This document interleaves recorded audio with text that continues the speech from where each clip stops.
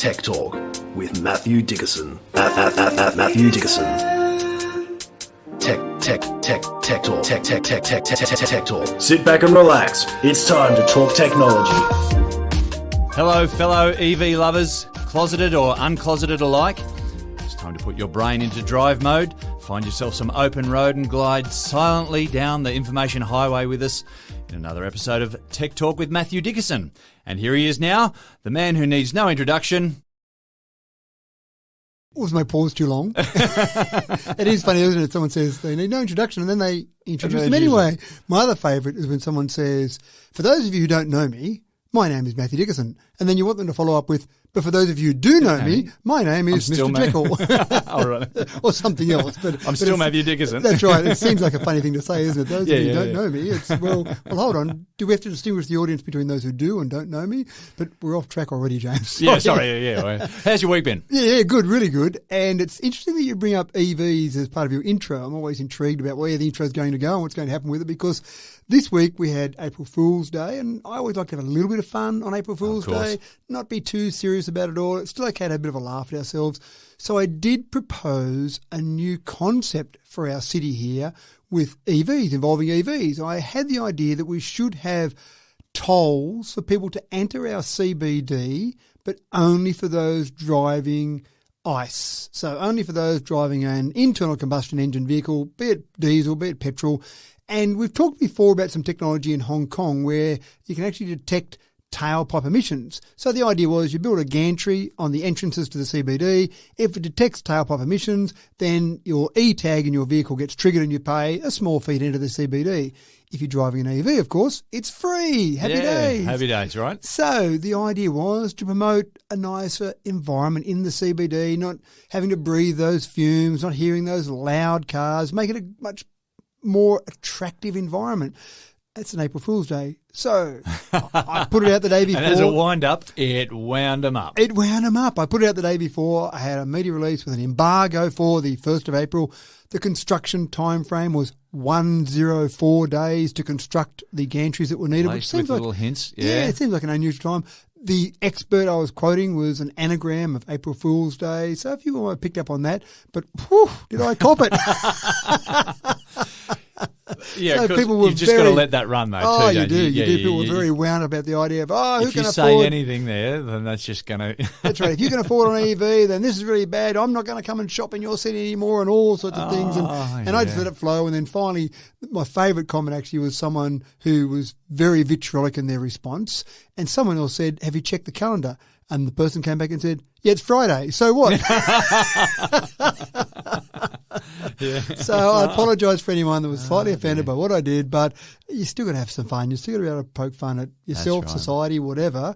But rest assured, no, there is no proposal to introduce a non-EV tax into the CBD of any cities that I know of at the moment. But who knows? Maybe down the track, it could happen. You've sowed the seed of an idea there. Yeah, maybe. No. I've been in trouble again. No, Give it's it 15 not. Years it's at not least. Proposed. Okay, then. As I look over the specials board today, I see that we've got a change in menu for the Academy Awards as they move away from the meat and 3 veg that's been their standard for so many years now. We've got a tasty dish for those of you with a golfing problem and a peek inside Vladimir Putin's armoured car for dessert, just to round things off today. And so with a whole banquet of stories for you to chow down on, we're going to go on with a plate of veggies, as this story is loaded with Brussels sprouts. It's the latest update from the scammers file. We're now all hopefully quite vigilant about how we look out for dodgy numbers and those suspicious inbox text messages that land on our phones every now and then. But look out, folks. The next dodgy message to arrive just might have come from yourself.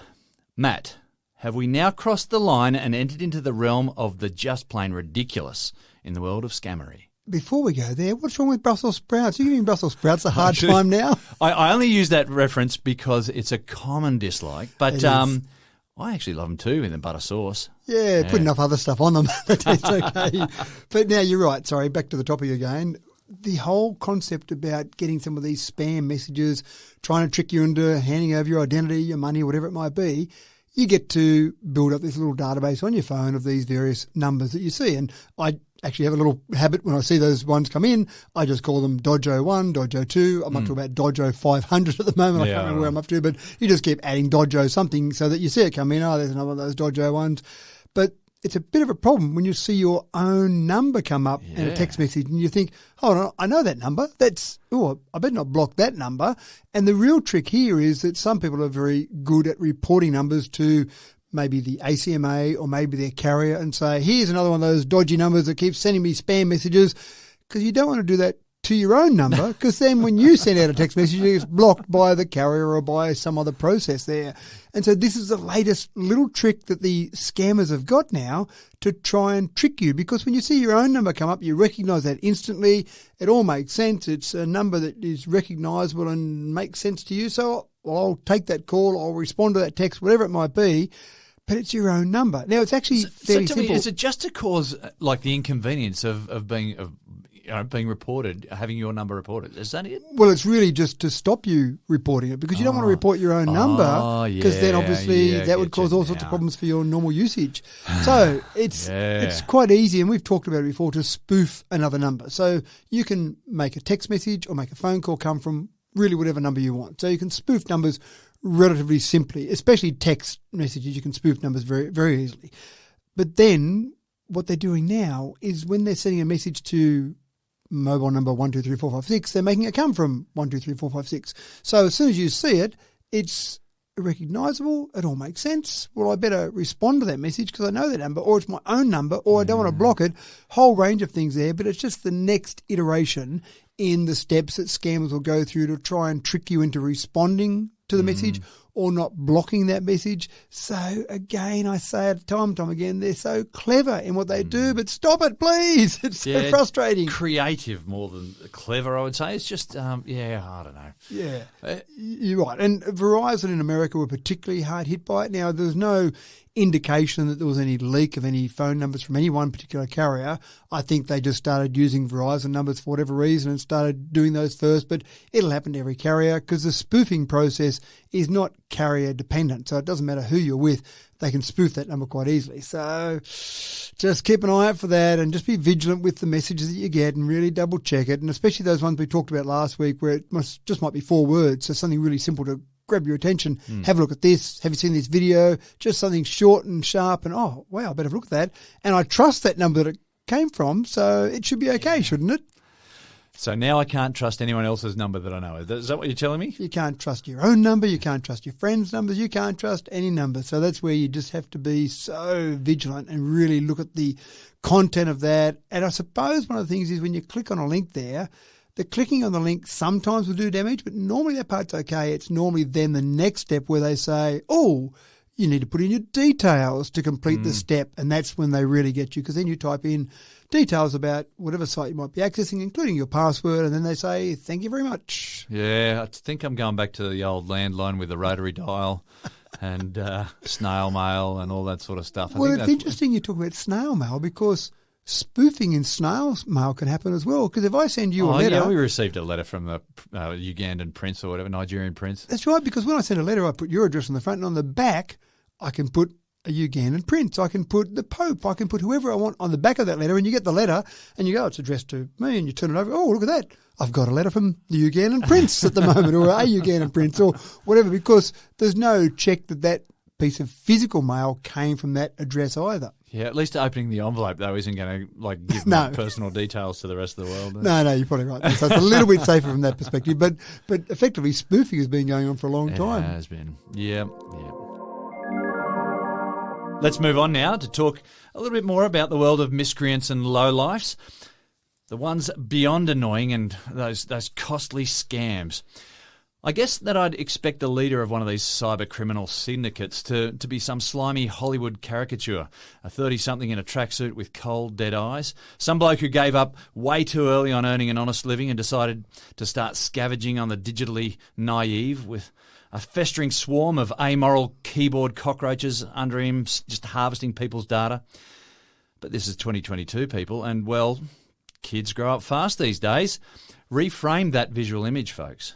Matt, the latest multi-million-dollar cyber criminal is a pimply-faced adolescent. Am I right? 16 years of age. Now, when parents tell me, lots of parents do tell me, their kids are really good on computers and they play lots of games on their computers, that's kind of normal. And that's exactly what this particular father, he was interviewed by the BBC, and he said he's never talked about hacking, which you probably wouldn't do to your parents, would you? Just often a little bit of hacking before bed. But he's never talked about hacking, he said. But he did say, this is the dad talking, that he's very good on computers and spends lots of time on his computer, and I just thought he was playing games. Well, no. Coding's a big thing these days. It is. So this 16-year-old had amassed $14 million in a bank account. Good little advertisement here for keeping track on your kids' bank accounts, just to be able to see them at least, to see what's happening there. I like to keep an eye on my kids' bank accounts to see if they've got enough money to actually get them through the weekend. But I'd $40 million will get you there. That's right. It's a good weekend, isn't it? But I'd probably be a bit concerned as well if I saw $14 million in one of my kids' bank accounts and going, what have you been up to lately? Good investments you've got there. That Bitcoin investment really going well for you. So it's not just this one 16-year-old kid, though. City of London Police said that they had 7 people between the ages of 16 and 21, and they've been arrested in connection with the investigation into a hacking group. So it wasn't just this one 16-year-old, this was a hacking group. So one individual, 14 million, but amongst a lot of them, there were tens of millions of dollars they'd amassed in their hacking activities. So you're right. Festering swarm of cockroaches. Well, that's exactly it. And we sometimes have these images, exactly as you say, of this huge business where you've got all these hackers sitting there, and they're probably in their middle ages rather than in their 16s rather than teenagers. But teenagers probably go, hold on, I'm pretty good with computers. I could do that. And I suppose the teenage mind doesn't really have the development to go, there might be consequences for what I'm doing. I might just have a bit of a crack at this and see if I can. As a 16-year-old, I seem to remember being quite invincible as well. Yeah. That's right. Yeah. Invincible and I just don't think unaccountable. Unaccountable. That's exactly it. You don't really realise what your actions, the consequences of those actions. So you have a bit of fun, you take a bit of money off some people, you got $40 million, that should get me through uni, that's all good. So it is quite scary to think just how many. So this particular group is called Lapsus $. Don't know if they call it Lapsuses or whatever, but it's Lapsus $. Is the group. And again, when people, and I've actually heard of that group, and at no point did I think, oh yeah, that must be a 16-year-old heading up that little hacking group there. But that's where we're at the moment. People are seeing some huge attraction in getting some money, and they've only made their money out of extortion, effectively, saying to people, I've just taken over your computers at work, I'm going to corrupt all your data, or I've locked it all down, please give me some money. And they've obviously been very good at it. I'm not sure if that's the right term, but it's actually quite fascinating how much money they've generated in a fairly short period of time. And he is so grounded now. That's right. No Xbox privileges at all. No, I think the dad's saying we might just try and keep him off computers. Well, he might be kept off computers if he ends up in juvenile justice. I don't think they'll have too many computers there for them. Yeah. This is the corner for the hackers that are in juvenile justice. He'll have a little Nintendo Game & Watch from 1984 that he'll be able to play, and that'll be it. Well, if he's any good, he might be able to do something with that as well. Okay. So keep him away, give him good old-fashioned card games, board games, that sort of thing, I think. So, yeah, anyway, quite fascinating who's out there and what they're doing. Now let's flick over to the Oscars, folks, and a promise that this is only going to be about the best pictures and talent and none of that other rubbish. It was a remarkable year for the Academy, with a whole bag full of firsts. And in what some would regard as a very big deal, the best picture in 2022 went to a film from a streaming service, I should say. Matthew, is this the beginning of the end for big cinema? Well, Steven Spielberg is very disappointed. He actually said previously that Netflix films, and this is when it was only really Netflix that was in the competition, Netflix films shouldn't be eligible for Oscars because they were akin to TV movies. So it's like those ones that went straight to DVD, you know, or straight to video, straight to VHS. Straight to video. You are going back now. Straight to VHS. So we've had Netflix, we've had Amazon, obviously, and now we've had Apple TV Plus, and they've been sniffing around a bit. But in the past, in particular, Best Picture has never been picked up by any of those streaming services. So Hollywood heavyweights, the Steven Spielbergs of the world, were still there. They were winning movies or winning awards with real movies in real picture theatres with at least 10 people watching them.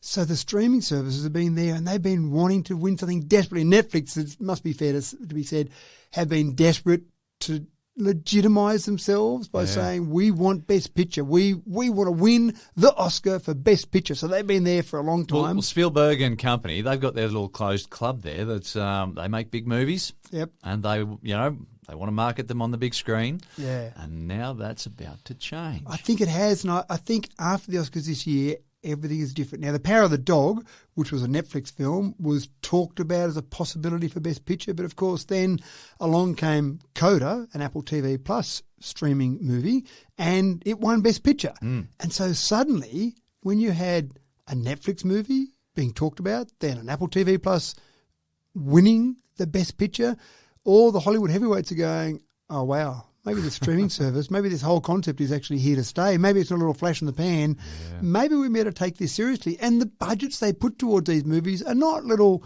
tin pan budgets. No. They're serious budgets they're putting them. Apple TV Plus does not just go along and say, we'll just get a couple of guys from around the corner and see if they can throw a movie together. They go to the festivals. They try and buy the movies they see at festivals. People are offering out their services. So they're spending serious dollars. They are serious production companies now in their own right. You might think of the Warner Brothers and the 20th Century Fox, those big heavyweights, but these guys are becoming big heavyweights very quickly, and they've got guaranteed income. They've got guaranteed subscribers. So you might think they could be a little bit lazy about it because you don't have to sell tickets at the cinemas to get people to come along and watch. But obviously, people can change streaming providers very quickly. I'm actually watching one I had to subscribe to Disney Plus recently because the one about Elizabeth Holmes, the miniseries or the streaming TV series about Elizabeth Holmes, I was quite fascinated to watch that and get a bit of an insight into that. But of course, that wasn't on Netflix or Stan or Foxtel Go or any of the other ones there. So I had to subscribe to a new service in Disney Plus to be able to get that one. So this is what they're trying to do. They're trying to provide content that's individual, that's unique to their streaming service so that you want to subscribe to their service. So the competition's hot there, not about watching that individual movie, but about watching all of their gambit of movies. Well, this is a really interesting dynamic, isn't it? Because if you want to watch just one thing, you're not buying a movie ticket for it and just helping yourself to the cinema. You've got to buy a subscription to that streaming service. So that's right. On the good side, it changes the dynamic of everything. Then. It does, but on the good side, that one ticket that you would have paid for to go and watch one movie is probably about the cost of a month worth of streaming service. So you're getting a fair bit for your money. But then if you don't want to keep watching, you've got to go and cancel that streaming service. And they're hoping or you do don't. you just hold on to it and wait for something else good to come along? And it's always the free trial, isn't it? Start off with a 1 month or a 3 month free trial, and they're hoping that you do that for the 1 month or 3 months and then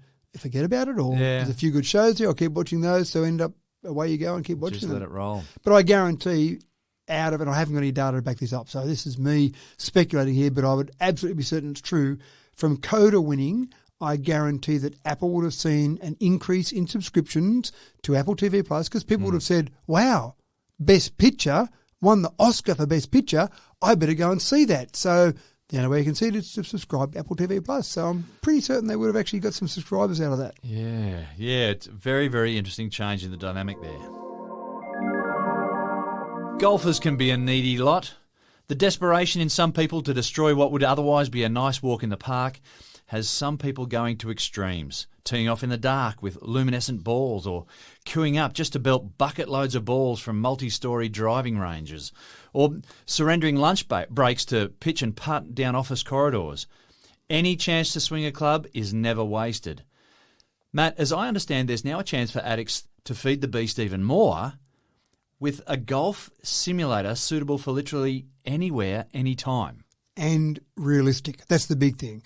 I remember playing Wii golf many years ago, and they had the little tiny controllers there, and it was nothing like a golf stick, so you could play. You could be a hopeless golfer in the real world, but you could just swing it just right, and you'd get realistic effects on your screen, and you could kind of play golf even if you were hopeless at it. There's a new golf simulator out now that uses a club that's weighted like a club. Now, it's not every club in your bag, so it's probably more like about a 4-iron, but it's weighted like a club. But what you actually see on screen is very similar to what happens because it's got sensors throughout the club. It's actually got a flex in the actual club stick, the same as a normal club would have. Right. So you can sit there. As long as you've got enough room around you to swing the club, Hook So it the up to- corridor, the office corridor might not be the place, but Oh, just height's the big issue. okay. As you, Yeah. as you follow through, you might have enough room around you, but the roof or ceiling, you follow through and then you end up with a club stuck in the Major. ceiling. It's actually a hearing little you. bit shorter, just slightly shorter than a club, so you can probably allow for a little bit of that. But yeah, if you can get a full swing in, you can then watch the effects on the screen, including if you've got a slight draw or fade, or in my case, about a 90-degree slice. It'll take into account all of that because it's got sensors throughout the entire club. So you actually get a realistic feel of how you are playing. So it was designed during lockdown. Unfortunately, with lots of things that were designed during lockdown, they're only really getting to the point where they're perfecting them now. So we come out of lockdown, but we'll have all these great things next time we go into lockdown, next time a pandemic comes along. But at the moment, if you really want to practice your golf, this is a sort of golf simulator that you could actually use to practice your golf and actually translate that to out on the golf course. Not sure how it goes with divots in the carpet. Hopefully it doesn't do too much damage to your carpet there. But we are getting so much better at simulators. You look at Formula One drivers, they spend a lot of time in simulators because it's cheaper than running a real car. A lot of time in simulators to get used to new tracks. So when there's a new track that might be on the circuit, they'll spend hours and hours and hours in that simulator. Then they know the times they should be able to get on the track when they finally get on the track, and they're incredibly accurate. We're talking, obviously thousands of seconds they talk about in Formula One, but they're talking about the times they get on the track are within, say, half a second as to what they could get in simulators because things are so accurate in there. So when you're playing St Andrews, for example, Mm-hmm. and you keep dropping it in the sand or whatever, you then start belting up bits of furniture around your I think lounge so. room That'd with be your reasonable, club, wouldn't it? and you get a similar result, but with more damage to your own personal property. Yeah, that's right. You maybe put a cushion there to just get that feel of slowing down into the sand, and maybe just make sure your partner in the house isn't anywhere nearby to see what you're doing to the cushions. When the frustration gets hold of you. Yeah, so it's probably always not quite the same as the real world, but if you're trying to practice your golf, this might be a better way to do it than trying to get out to all those golf courses. Two-dimensional photographs are so last century. What even is a snapshot now if you can't move it around with some 3D depth and perspective? 2D photographs, yeah, they're headed for the museum, people, right next to the daguerreotypes of the Victorian age. As graphic processing company Nvidia shows us how we can take our snapshots and create a 3D environment from them. Matt, strolling through a photo album of memories may just about become a bit more literal, yeah? Well, normally you'd have to have some special equipment to create a 3D photo, and you'd have to spend a fair bit of time doing it. Real estate agents, for example, are very good. They've got specialised equipment. They'll go for a walk through a house and give you this really great 3D version of it. Again, Take into a virtual tour, yeah? Yeah, virtual tour, and that was very effective during the pandemic when people were trying to look at housing. They mightn't be able to visit the house, or there might be restrictions on how you could visit the house. So that was really effective. And I looked at some of the technology that was being used there, and I thought it was fantastic. But again, you didn't just go and grab your camera and take a few snapshots and it was all okay. You had to buy some specialised equipment, which a real estate agent could justify because they were doing lots of that. But just for some family snapshots, not so much. Well, Nvidia now has got some AI they've built into one of their tools. It's called NERF, N-E-R-F. And basically they take, or instant NERF they call it. So basically you take a couple of dozen photos of a scene. So you take a photo, you and I sitting here, someone takes a few photos of in front of us, behind us, just a few different snapshots, feed it into NERF, and they've got, get ready for it, a neural radiance field, of course. That's where the NERF comes from, NRF. And basically from that, they build up a 3D image of the scene. So you take normal 2D photos, feed them into NERF, and what comes out of it is a 3D image. So then you can move around and look at that image in its full 3D-ness, which just sounds fascinating. And this is what you can start to do when you get computers more powerful and then AI more powerful. And obviously it will track certain components of that. So it'll take someone's head and then another shot of it as it moves around, and it will realise that it's the same head, and then it's just building up a 3D image. So it's building up the components between that. And I had a look at some of the examples they gave, and you looked at, let's say, a couple of dozen photos, individual photos, and then when you used the 3D turnaround of that, you went, wow, it looks like almost someone sat there with a movie camera and took photo or did a movie scene around as they moved around. So it's incredibly smooth. And they stitched together all of that, obviously using some pretty powerful computing technology, but it just sounds fantastic. And we see live photos, for example, when cameras, when mobile phones came out with the cameras on them with live photo, Harry Potter had live photos effectively when you saw some of the little photos that you saw in little shots that were on Harry Potter. And obviously someone said, you know what, we could do that. And so they started doing that in a camera. So that was great. So we get this little 1 second or so snapshot around a photo, which is fantastic. But again, this is the same sort of concept where, hey, wouldn't it be cool if we just took a few 2D shots and turned them into 3D? And people laughed at someone. And then finally someone said, you know what, we've got enough power and we've got enough technology in terms of AI technology to actually turn that into reality now. So keep an eye out for that. Excuse the pun there. Keep an eye out for that. You'll see this sort of technology where you'll be able to just feed it in. It might be something that'll be an app. There might be something that'll be a website you'll be able to do it with. There might be some subscription service. But Nvidia is taking advantage of all their knowledge and all their background in graphics power and saying, let's take advantage of this. And so you'll be able to do this yourself with your own little snapshots, take enough shots, and that'll be it. You'll turn into a 3D image. And the family photo album becomes a real immersive experience. Immersive experience. Combine the live photo with the 3D, which isn't there yet, but surely it's got to be coming. Well, it's just like a movie, isn't it? So you just open your family photo album, there's little mini movies in there. So it does sound fantastic. When I was reading through this next story, I thought, here's a sweet little juxtaposition. It's like a slice of Amish life brought about by some modern technology. Folks, when you reject modern technology, your alarm clock has to be the sun. I assume that's how the Amish wake up, though I've got zero personal experience. The risk of offending the Amish on this podcast has got to be pretty low anyway, so we'll just continue on. You can now buy light systems, folks, for your home that, wait for it, simulate the sunrise and the sunset. Matt, this is somehow better than just leaving the curtains open? Well, it'd be okay if you left the curtains open and the sun came in exactly when you needed to get up every day. And we've just had the end of daylight saving, of course, and daylight saving is a big issue. When you change seasons with daylight saving, either going forward or going backwards, depending which part of the world you're in and which hemisphere and whether you're going forward and backwards, summer or winter, etc., the increase in fatal car crashes goes up by 6% in the week following a daylight saving change. Right. Just because our body clock is suddenly thrown out. You get more pedestrian injuries, more workplace injuries, strokes and heart attacks go up. Goodness me. All these terrible things happen because we've suddenly changed our sleep cycle. So getting our sleep right is obviously incredibly important. Now, if we go back to caveman, it was pretty simple. The sun came up, you got up, You woke up. you did stuff, and the sun went down. I guess we just go to sleep now. So you had your body in sync with the sun. Obviously now it would be very rare to find someone that has their body in sync with the sun and their work life, their work day was just synced to that. Again, given the fact that we've got summer, we've got winter, different hours, a whole range of different jobs, different start times, etc. So most of us, years ago, started off with that terrible alarm bell on an alarm clock or just the blamp, blamp, blamp of a digital alarm clock. And now we've gotten a little bit better than that. I know I use my watch to wake me up, so it just does some slight vibrations on my wrist and then starts to make a bit of noise. And then finally, if I haven't woken up after all that, it starts to make some loud noise. But it tries to gently bring you out. But sunrise alarm clocks, this is where it's all at, James. You've got to get yourself a sunrise alarm clock. Yeah.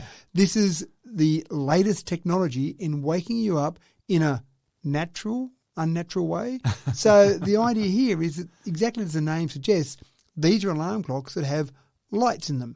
And so you set the alarm for 7 a.m., for example, and then at 7 a.m. it just starts to bring a little bit of light in. Now, they might be at different temperatures, so it might start off at, say, 2,000 Kelvin as the light temperature to simulate that light just coming up on the horizon like the sunrise, and then it slowly gets brighter, goes through 3,500 Kelvin and then gets up to 5,500, which is basically the sort of temperature of sun in the middle of the day.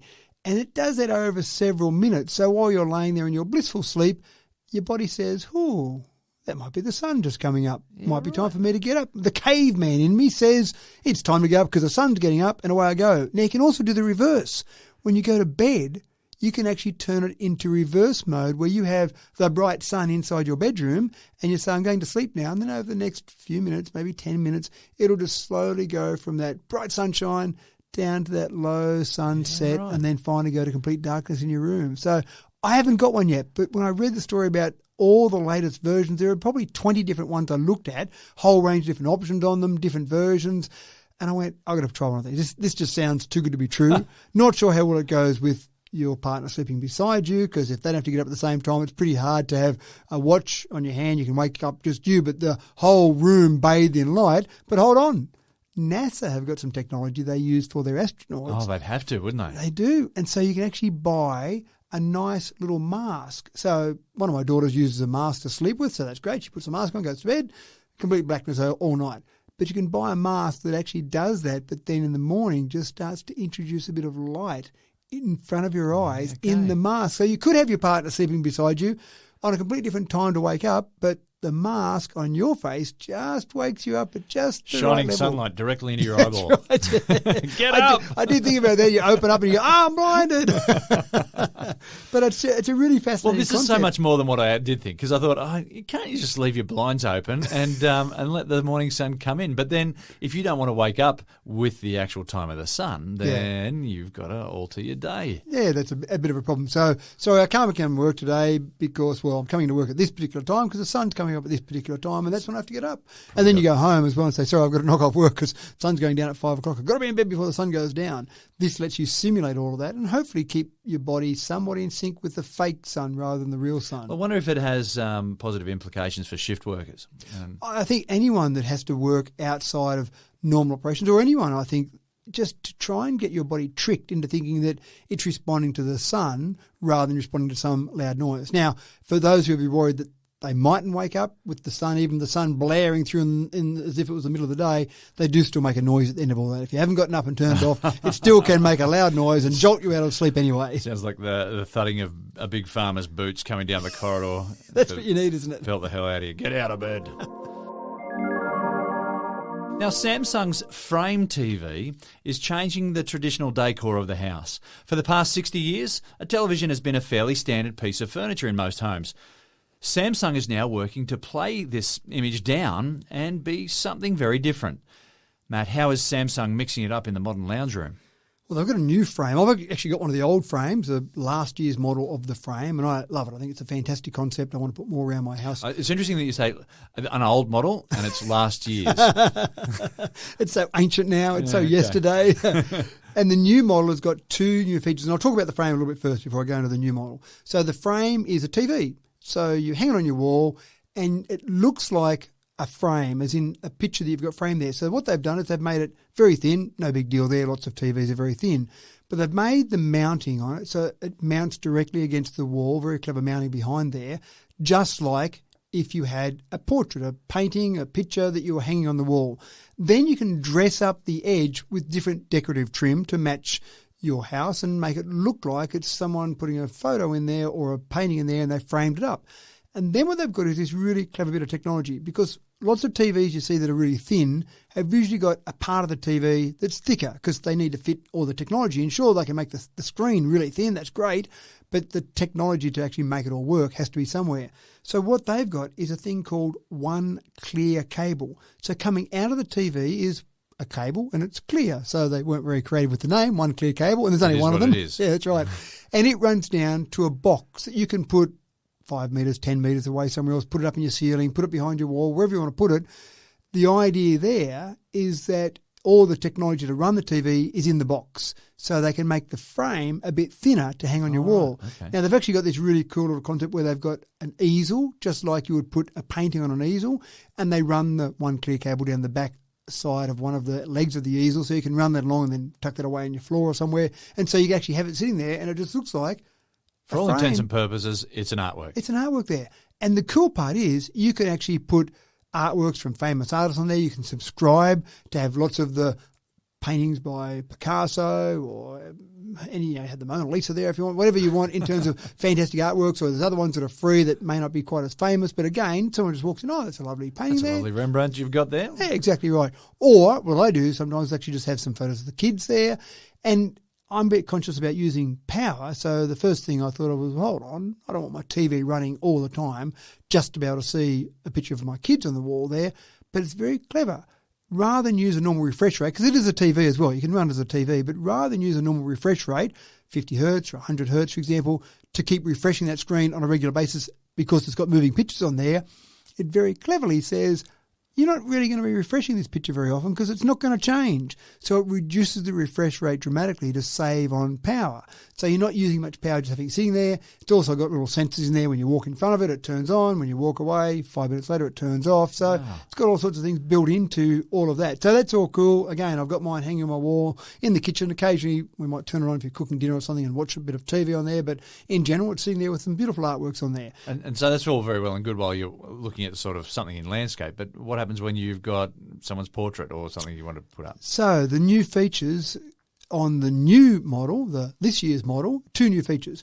One, they've made the display more anti-glare. So the one that I've got, for example, it's pretty good. It's pretty dull when you look at it so that it doesn't have a reflective surface because paintings don't normally have a very reflective surface. So it's a little bit better from that. So they've made the display even better. But then they've also built in this concept that if you want to turn it around to portrait, they've made the mounting so you can do that. And then the TV goes, oh, look at that. I'm in portrait mode, just like you might turn your tablet around or your phone around in portrait or landscape mode. It's clever enough then to say, oh, I'm in portrait mode now. I'll redisplay what's here in a portrait mode. So rather than having to turn your head at 90 degrees to see what's going on, you can actually just see what's there in portrait mode. So I can see these sort of things being used in commercial situations when people are trying to display things. I see a lot of cafes, for example, now have menus up on their wall of what their latest menus are, and they're probably using a fair bit of power because they're running normal TVs there. But again, the menu's not changing or refreshing that often. It might change every couple of minutes as it turns over to new screens, but it's not changing often enough. This could be really good. And in between those menus, it might have some nice pictures of the food coming up, for example, because you can feed your own pictures into there, obviously. It's designed to be able to handle subscription services or other services. But then I think just that whole concept of this being able to be used for pictures around the house, because I've got paintings in my house, but I get sick of seeing that same painting on that wall that I've had there for years, but I'm not going to take it away because I paid so much money for it. I want to keep that same picture there, whereas now, for a few dollars a month, I can have all the latest artworks by all the latest artists. And it just sounds fantastic. So it is a really good concept. I love the idea of it, and I love the way they've built it to really simulate that whole experience of a painting on the wall. And the whole idea of the big TV in your lounge room has just changed. Exactly right. And I think more so in the lounge room, again, if I can convince my wife one day, I'll probably have them down the hallway. I'll probably replace some of our other paintings and artworks around the house and just have 5 or 6 of these around the house. What a great concept. We talk quite a bit about technology borrowing from nature. And now it's time for the humble cephalopods of the deep blue ocean to share their inspirational gifts with coffee lovers the world over. But how are squid and cuttlefish able to keep my takeaway coffee cup from getting cold? We do talk about it a bit, don't we, where we do look at nature and we steal, well, not you and I personally, but we as a society steals these really clever concepts from nature and then says, how can we use them in other ways? Now, Thank you, evolution. It's exactly right. Now, I didn't actually realise that a squid changes its colour by stretching its skin out. So as it stretches its skin, it basically varies the amount of reflection, for example, that light hits on it and then changes the colour of squid. Obviously, it's trying to camouflage itself. Now, chameleons do something a bit different. I'm not familiar with how a chameleon changes its colour. I've got no idea either. But I'm sure it's not by stretching out its skin in different ways. There might be some different pigments it uses, for example, but there's a bit of research for our listeners to do and then tell us what we've gotten wrong about that. So this whole concept of stretching out your skin, scientists looked at that and went, you know what, maybe we could do something with that with temperature control. So they looked at copper plates embedded in elastic polymer. Yeah, why not? Why wouldn't you think of that, James? Why wouldn't that be the first thing you think of? I see a squid and I see copper plates embedded in elastic polymers. And then by stretching those elastic polymers out and then getting different different copper reflection, you can actually change how much temperature is contained within something. So researchers came up with this whole concept of using copper plates embedded in elastic polymer, and then if they stretch them out to different lengths, it will change the properties of how much heat it retains. And you think, well, normally if I'm doing something with hot food or coffee, I just want it to retain that heat as much as possible. But you know when you get those things that are hot food and you get it out and you need the warning sign on there to say, careful, this is hot, or you get food maybe on an aeroplane, for example, and it's so hot that you can't possibly touch it. So researchers have got this concept where they can actually stretch it out to change the heat properties, the heat retention properties of it for certain amounts of time. So, for example, that's amazing. you could say, I need my coffee to be at 80 degrees Celsius in 10 minutes' time when it goes through and gets delivered to someone. So you stretch it out to a certain spot on there and say it's going to drop 15 degrees in 10 minutes, and there you go. And so by the different stretchiness of the material, you change how much heat it might retain. Same with pizzas or same with food deliveries. So just by having those different components there, stealing these ideas from nature, we can actually change the heat properties of whatever it is we might need to be using. I assume that the copper is typically used for the reflection of that heat, so you're keeping the heat within, but by having them embedded in that elastic polymer, you're changing the gaps that you might have between the copper and then therefore getting different heat properties with this substance. So it sounds really clever to me. It sounds something like I'm keen to see the final product, because it sounds like a whole bunch of things could go wrong in all of that. So getting that final product and seeing how it actually works in practical terms, I'm pretty excited to see that. Yeah, that'll be exciting indeed.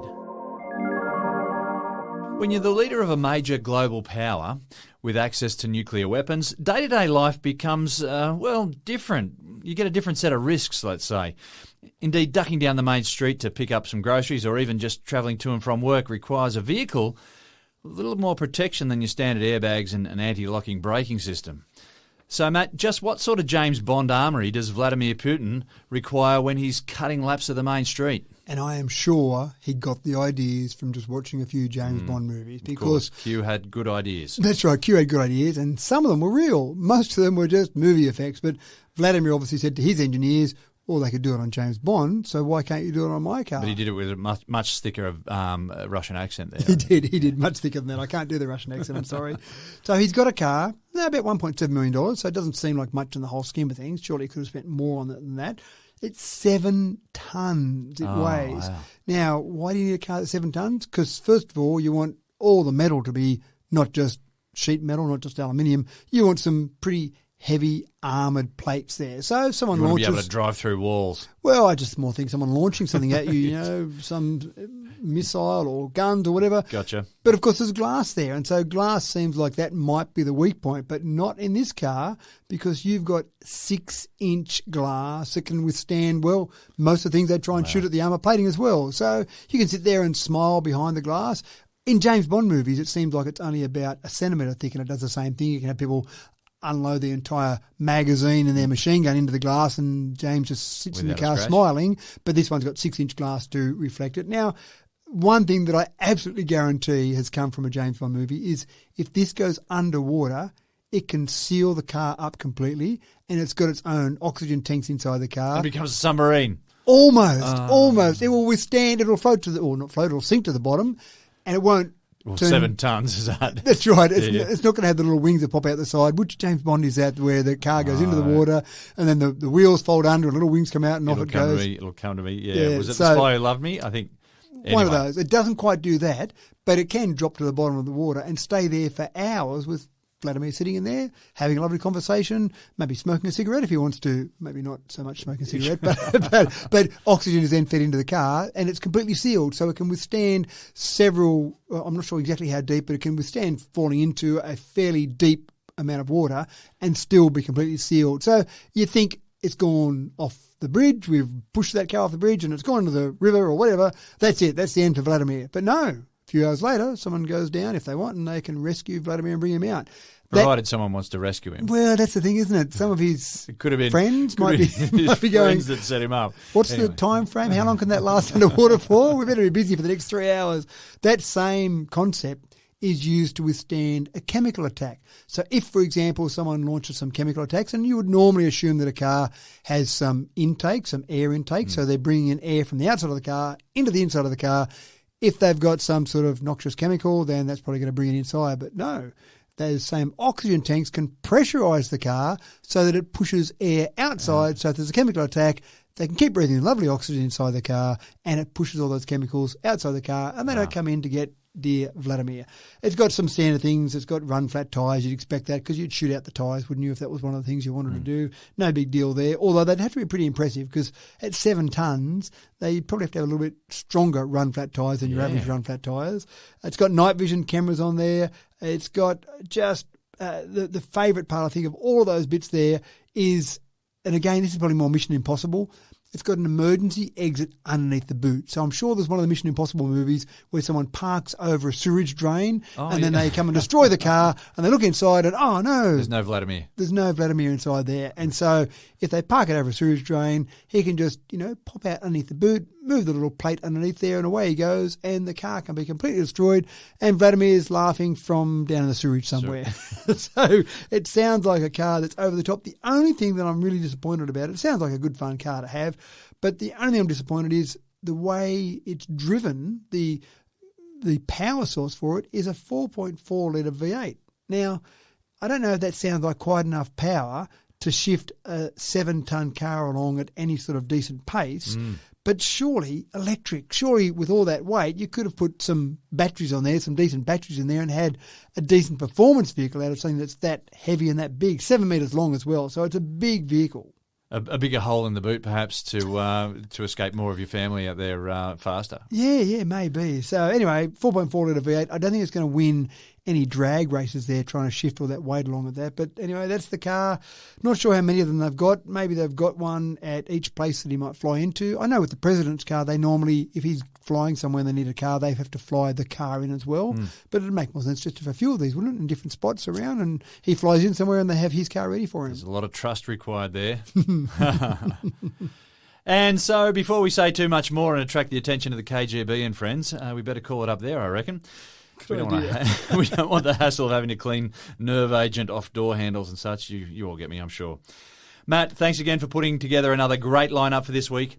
I'm off to go and blacken all my windows and install some of those fancy sunrise lighting doodads. And I'm taking it very easy this week to avoid the 6% fatality rate increase with daylight saving. Absolutely. So thanks for that. Be careful, folks. Be careful. Thank you, people, for tuning in for another week of Tech Talk with Matthew Dickerson. It's been a pleasure delivering the latest and greatest tidbits from the future once again. I'm James Eddy, reminding you to click on the like button, or favourite, or whatever it is. Just click something good, and maybe even let your friends in on the good news as well. Catch you next week.